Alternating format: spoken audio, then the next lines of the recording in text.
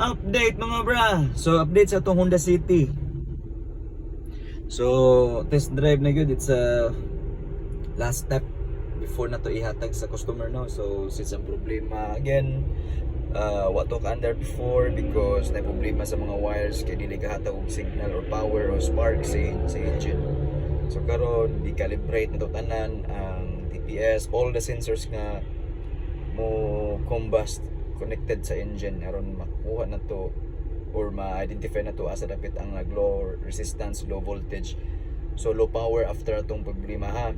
So karon i-test na nako tanan, TPS, map sensor, ICV, mga ACT, tanan sensors na naka-connect sa makina. So calibrated na tanan actually. Nya gi-check na ko ang end-to-end o point-to-point wiring from sensor to ECU. And then of course ato ang fuel pump. So karon test drive na ta. Since low power to before, karon naka-aircon na ni. So mo trip off na po ni siya kung ma-reach na niya ang iyahang kabugnawon. Kaya nibalik na to tanan wiring. So data sa drive.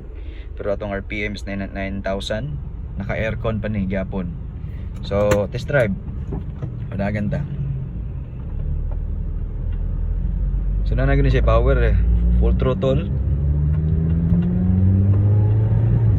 So response na kayo ang iyang TPS sensor.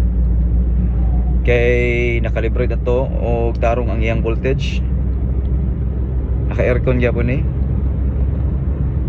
Nya ganahan ta mo shift. Tama ka na maging nanimog mayo kay naka-shift matic man. Oh, there you go. Oh, well. Buhi na sad, balik sa normal. So before, di ginani mo matamakan. Sige mo pa nang i-full throttle down, floor down, yun ay mo ang throttle.